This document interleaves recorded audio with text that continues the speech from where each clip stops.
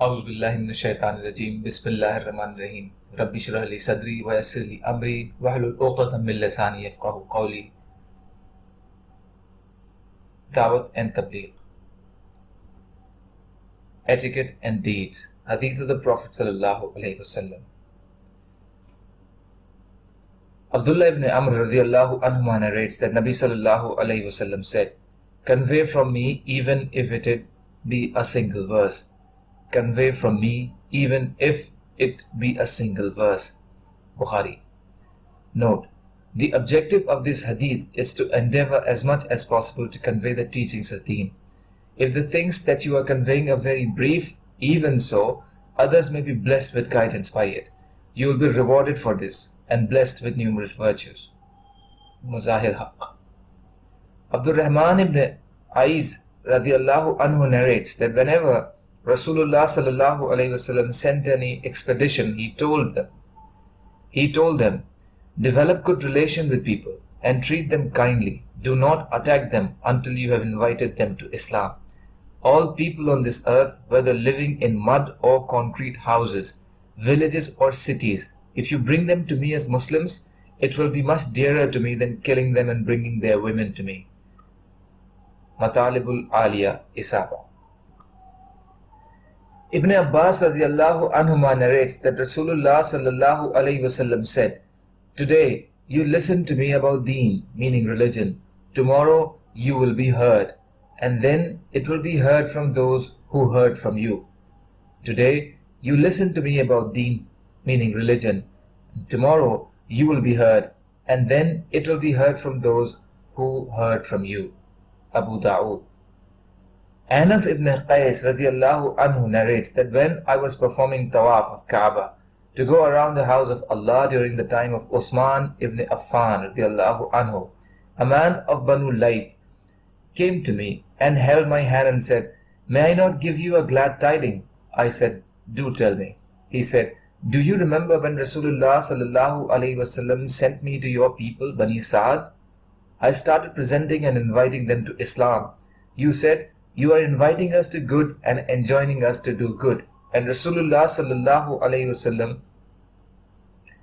is also inviting us to good and enjoining us to do good.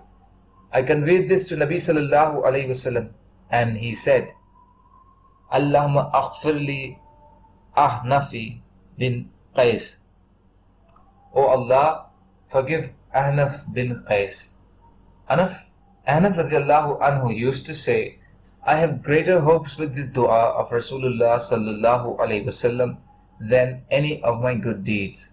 Mustadrak Hakim. Anas radiallahu anhu narrates that Rasulullah sallallahu alaihi wasallam deputed a Sahabi to one of the chiefs from the chiefs of the polytheists to invite them to Islam.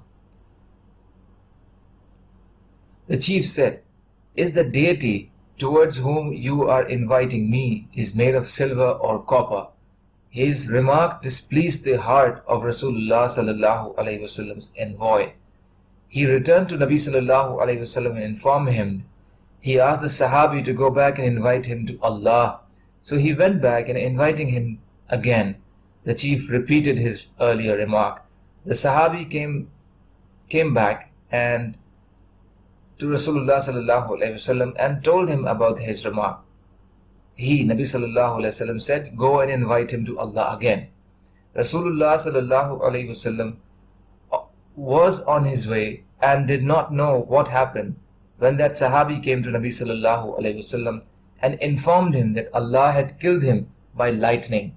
And Allah revealed this verse to Rasulullah sallallahu alaihi wasallam, and the translation is, "He, Allah, sends down lightning on the earth to strike whomsoever He wills, and these people dispute concerning Allah." Muslim Abu Ya'la. Ibn Abbas radiallahu anhuma narrates that Rasulullah sallallahu alaihi wasallam told Muaz ibn Jabal radiallahu anhu while sending him to Yemen, "You are going to such a nation who are people of the book. When you reach them, invite them to testify. None is worthy of worship but Allah, and Muhammad is His messenger sallallahu alaihi wasallam. If they accept this, tell them Allah has made obligatory for them 5 times salah in a day and night.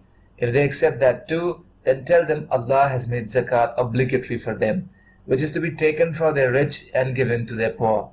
If they accept that too, then refrain from taking the best of their property. Protect yourself from the curse of the oppressed, for there is no barrier between him and Allah. Bukhari. Bara radiallahu anhu narrates that Rasulullah sallallahu alayhi wasallam deputed Khalid ibn Walid radiallahu anhu to this people of Yemen to invite them to Islam. Bara says, I was included in that group accompanying Khalid. We stayed there for 6 months. He invited them to Islam, but they did not accept Islam. Then Rasulullah sallallahu alayhi wasallam sent Ali ibn Abi Talib radiallahu anhu and ordered him to send Khalid back and those accompanying him. But those who wanted to stay with Ali could stay with him. Bara says, I was among those who stayed with Ali radiallahu anhu. When we reached close to the people of Yemen, they came out facing us. Ali advanced and led the salah. Then he lined us in a row and then stepped forward from us and read to them the letter of Rasulullah sallallahu alayhi wasallam. The entire tribe of Hamadan accepted Islam, and Ali wrote a letter to Rasulullah sallallahu alayhi wasallam about their accepting Islam. The letter was read before Rasulullah sallallahu alayhi wasallam, who then went into prostration. Then raising his head he prayed, Peace be on Hamadan, peace be on Hamadan. Bukhari, Bayhaqi, Bidaya wa Nihaya. Subhanallahi wa bihamdihi, Subhanaka Allahumma wa bihamdika, Ashhadu an la ilaha illa anta astaghfiruka wa atubu ilayk. Subhanaka Rabbil Izzati amma yasifun, wa salamun ala al-mursaleen, walhamdulillahi Rabbil Alameen, birahmatika ya arhamar rahimin, la ilaha illallah Muhammadur Rasulullah.